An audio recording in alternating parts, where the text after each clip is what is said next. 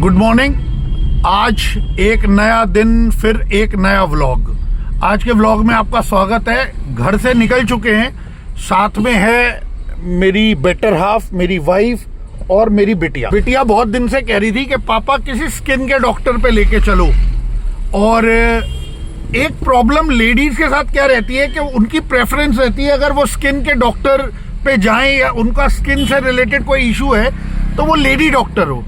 तो ऐसे में स्किन की लेडी डॉक्टर आप या तो कोई जानकारी में हो, आपको जो कोई रेफरेंस दे कि ये डॉक्टर अच्छा है, जनरली ऐसा ही आप पढ़ते हैं, या फिर आप गूगल से सर्च करते हैं कोई नियरेस्ट डॉक्टर कौन सा हो सकता है। तो मुझे ध्यान में आया कि एक लेडी डॉक्टर हैं, उनसे मैंने भी इलाज करा रखा है, वो अच्छी डॉक्टर हैं। तो मैंने कहा चलो बिटिया का इलाज कराने के लिए उन्हीं पे लेके चलता हूँ। ये जिस फीमेल स्किन स्पेशलिस्ट पे हम जा रहे हैं अपनी बिटिया को दिखाने, एक कुछ इशू स्किन से रिलेटेड मेरा भी है, तो मैं सोच रहा था मैं भी दिखा लूं। लेकिन इन द मीन टाइम मेरे एक फ्रेंड का फोन आ गया और उनका कहना है कि दिल्ली यूनिवर्सिटी के पास जो है, बेसिकली हंसराज कॉलेज के पास एक स्किन स्पेशलिस्ट पूरा हॉस्पिटल है, जो कि स्किन, वहाँ केवल स्किन का ही इलाज होता है। स्किन से रिलेटेड कोई डिजीज है वो उसी के लिए एक स्पेशलाइज्ड हॉस्पिटल है। तो जब मैंने अपने फ्रेंड से पूछा भाई उसका नाम बताओ, तो उसने लोकेशन तो बताई कि भाई वो इस तरफ पड़ेगा, हंसराज कॉलेज से आगे जाओगे लेफ्ट साइड में गली में पड़ेगा, लेकिन उसका नाम हॉस्पिटल का क्या है वो रिकॉल नहीं कर पाया। तो एनी हाउ मैं आपको वहां भी लेके चलूंगा, हो सकता है एक आध दिन में हम वहां चलें। तो जी ये जो डॉक्टर है, ये बेसिकली इसका सजेशन जो दिया था वो मेरी वाइफ की भाभी ने दिया था। लास्ट टाइम मुझे स्किन की कोई प्रॉब्लम हुई थी तो मैंने इनको दिखाया था। ये अच्छी रीजनेबल डॉक्टर हैं और नॉलेजेबल डॉक्टर हैं, तो मुझे काफ़ी रिलीफ हो गया था। तो इसीलिए मैंने सोचा कि क्यों ना अपनी बेटी की इस प्रॉब्लम के लिए इन्हीं से कंसल्ट किया जाए। तो लो जी, ये पहुंच गए हैं उन डॉक्टर जिनकी मैं बात कर रहा था, लेडी डॉक्टर के, उनके क्लिनिक में।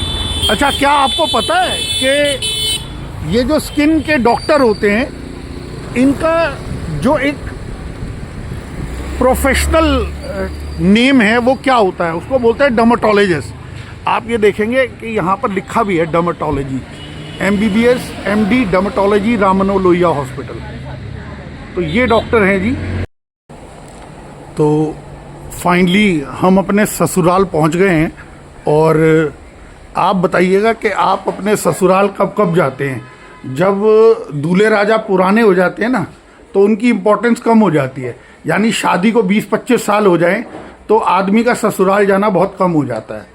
तो चलिए देखते हैं। हालांकि खातिरदारी में कोई कमी नहीं होती, चाहे आप 50 साल पुराने दामाद हों। ये भाभी जी हमारे वेलकम के लिए खड़ी हैं, इसीलिए मैं कह रहा था कि भले आप 50 साल पुराने दूल्हे हो, ससुराल में आपको इज्जत जरूर मिलेगी।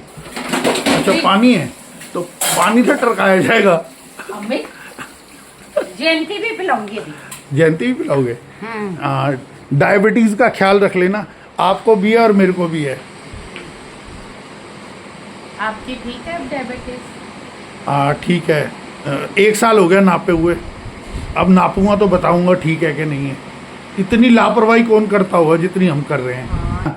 बहुत लंबे समय बाद आप ससुराल आओगे तो बच्चे भी ये पूछेंगे भाई कौन से वाले फूफा जी आए हैं। तो कोई बात नहीं, ऐसा हो जाता है। इसलिए आप जो है ना, रेगुलर इंटरवल पे अपनी बीवी को उसके मायके और आप अपने ससुराल जाते रहिए। बिटिया जो है वो डॉक्टर को दिखा के अपने नानी हाउस पहुंच गई है। तो अब इससे पूछते हैं कि अब इसको नानी हाउस आना अच्छा लगता है। अब ये कॉलेज में हो गई, ये स्कूल टाइम में तो जब छोटी थी नानी हाउस रेगुलर आती थी और इसके लिए बड़ा अच्छा फन था, बहुत अच्छा वेकेशन था नानी हाउस आना। हाँ जी। अब नानी हाउस अब बोरिंग लगता है। क्योंकि नानी हाउस बोरिंग इसलिए लगता है क्योंकि भाई अपने काम में बिजी होता है, बहन अपने काम में बिजी होती है, हम भी अपने काम में बिजी होते हैं। तो नानी हाउस में वो बचपन वाला मजा नहीं रहता। ये बात है। क्यों भाई शुभ ओ हर्षित, तेरा क्या कहना है? नहीं, ये हमारा भाई आता है तो हमें तो मजा आता है। इसको नहीं बुलाएंगे, इसको नहीं बुलाएंगे। बहन नहीं मिलेगी अब इसको देखना। हाँ, इसको नहीं बुलाएंगे। हाँ मैं आऊंगी भी, देखियो बेटा खुद भी को भाई बुलाएंगे हम, भाई खुद भी को आता है ना तब मजा आता है, बिल्कुल बेटा मैं आऊंगी। हम कुब्बी को बुलाएंगे। पार्शियलिटी करते हैं ये देख। हाँ डिस्क्रिमिनेशन होता है, डिस्क्रिमिनेशन। अरे, उन लोगों को भाई पसंद ज्यादा है, हमारे ये मान भी हो। बहन नहीं पसंद उन लोगों को, डिस्क्रिमिनेशन करते हैं।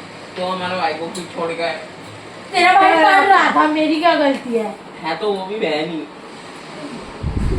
भाई का टेस्ट है, मैं क्या करूँ। हाँ मतलब एक दिन में पढ़ के आईएएस बन जाना। मनवी तू क्या तो देख लो जी, अब पूरी फैमिली इकट्ठी हो गई। अब यहाँ एक जंग लड़ी जाएगी और उस जुबानी जंग का एक नमूना तो आपने देखा ही है।